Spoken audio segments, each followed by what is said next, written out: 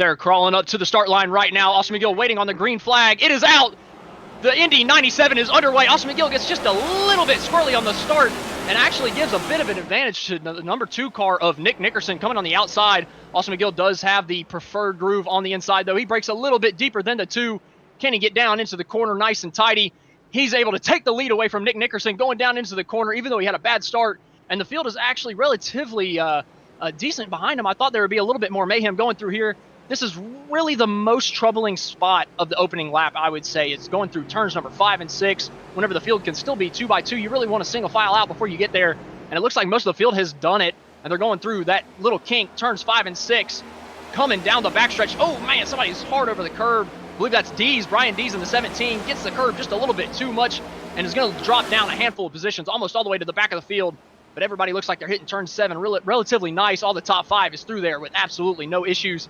Oh, but it looks like Kevin Foster is off just a little bit exiting turn number 7, and somebody else goes hard into the grass behind him. That's the 69 of Gibson skating through the grass. Oh, the leader, Austin McGill, is spinning out in front of the pack, and he has lost a handful of positions, going back to the 5th place position, and might lose a little bit more as Thorpe tries to go around his outside in turn number 11. He gets onto the banking. It looks like he's going to make it work, but that is a absolutely terrible mistake for Austin McGill to make on lap 1. He had no pressure from behind and just loops it coming around one of the easier corners on the track, I must say. Austin McGill is a hell of a road racer. It almost looked like he went straight into that corner. Maybe he got a little bit of help, but that is definitely a strange place to go that far off the racetrack. Oh man, he got tagged from Greenwell there going into turn 7. Oh, and he just didn't have the handle on the race car. Goes hard into, I couldn't quite tell who that, was it the 76 of Rick Thompson that he went into hard there?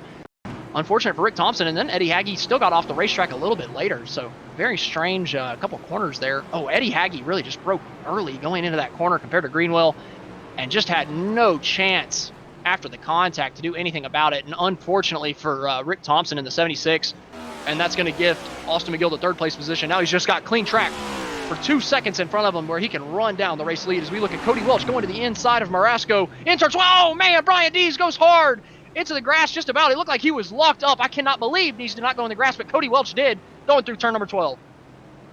To gap a little bit. I'm kind of surprised Nick Nickerson was kind of struggling a little bit. Oh man, Benjamin Lacey goes hard down into turn number 1. Just about cleans out Dalton Kilrow. He just got both positions on that move. But unfortunately, it looks like he's going to have to give both of them back up as he's side by side with Michael Thorpe Jr. again for the 7th place position, going through turn number 4.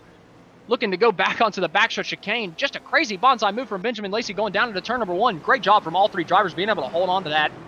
And somehow they end up, huge lockup going into turn 1. Great job from Dalton Kilrow to just be super aware and give Benjamin Lacey a wide berth going down into the corner. He saw Lacey in his mirror coming up. Just gave him the hole there to prevent Lacey from clobbering him in the right rear quarter panel. And that kept Dalton Kilrow in this race. That would have cost Kilrow so much time if he would have taken that corner normally. And as the race for the lead has kind of widened out a little bit, I think this is a good a time as any to take our first commercial break of the evening, as we're still a little ways away from the green flag pit stops.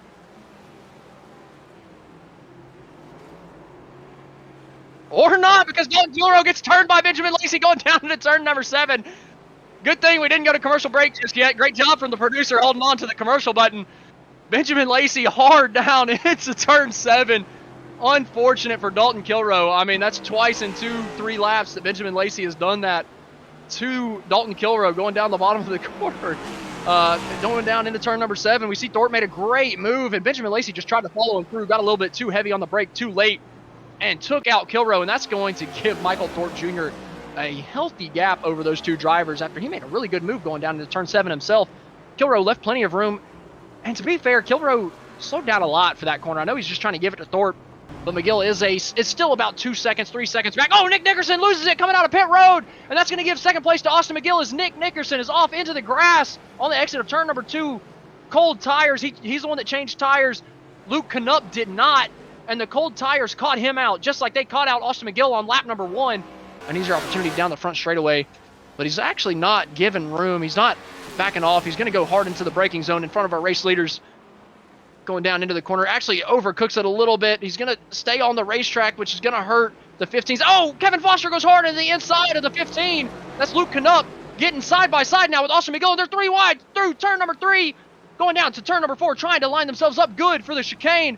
The 15 locks up just a little bit. That's Luke Knupp in the lead, still with Austin McGill over his back bumper through turn number 4 and 5, or sorry, 5 and 6, going down the backstretch. Welcome back to Green Flag TV's coverage of the Indy 97. On the road course, is that Knupp off the track? That's our race leader coming off the track in turn number 12. Now he's side by side for the race lead with Nick Nickerson. Not the way I expected to come back from commercial. Now we've got a real tight battle for the race lead as Nickerson is on the inside through turn number 14, able to take the lead away from Luke Knupp after he made the mistake. And actually we have a 3-car battle for the lead as Austin McGill is right on the back bumper for second, going down the front stretch. He's going to peek to the inside of Knupp going down. Actually, he's still pushing him down the front stretch of the Brickyard, trying to get him back in the battle for the lead. Nickerson was the fastest car on the racetrack, though, with the new tires. I thought it was going to be a hard race to the finish as Knupp was able to hold on to the track position, but he makes a major mistake going into turn number 12 as we came back from commercial break. You got to think that might do it, but we still got a hard battle for position. P6, Michael Thorpe Jr. trying to hold on to the inside on the replay from Benjamin Lacey. Able to do it again. Every time Benjamin Lacey thinks he's got an opportunity on Michael Thorpe Jr., it just does not work out. And even though McGill fell back to 4 seconds behind, he's still reeling them in. McGill has come. I'm sorry that I've kind of stopped calling the race, but McGill's come down pit road. I think that he had known he wasn't going to be able to make it, but either way, Michael Thorpe still trying to hold on to that 6. Oh, man, he gets loose coming out of turn number 9. Now to the inside of 10. Maybe a little bit of door contact going through the corner. Thorpe still with the inside line going down into turn number 11. Can he hold on to the inside going into 12? Side by side through 11 typically does not work too well. They give each other wide berth going down into turn 12. Who outbrakes who going to the corner? Thorpe does, but he locks up, and he still makes the corner. Thorpe Jr. holds on to that 6th place position from Benjamin Lacey. An expert drive from Michael Thorpe Jr., I mean, the Minister of Defense right now, from Michael Thorpe Jr., able to hold on to that 6th place spot, and they both might take 5th and 6th from Austin McGill as he's still stuck in pit lane trying to take some fuel.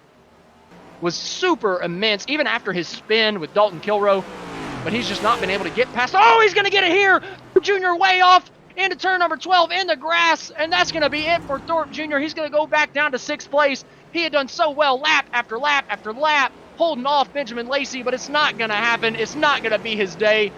Comes through the fast corner of turn number 14 onto the front stretch, the yard of bricks, and he's going to win the MF Racing Designs Cup Series race from the Indianapolis Motor Speedway Road Course. Nick Nickerson, your winner tonight. He's only got about a half of a second gap to Thorpe Jr. Thorpe all over the back bumper trying to get there through turn 11. Can Thorpe bridge that gap? Can he go for a crazy bonsai move down into turn 12? Can he put the 7 of Benjamin Lacey off? Oh, he tries it! He's diving to the inside. They make contact down into turn number 12. A little bit of contact. He almost spins Benjamin Lacey out through 12. Going now through 13. Benjamin Lacey looks like he's going to be able to hold on to that P5 position. A super hard fought battle between the driver of the 7 and the 34 for this top 5 finish. And it looks like it's going to be Benjamin Lacey. Oh, man, I thought Thorpe was losing it coming out of turn number 14, but Benjamin Lacey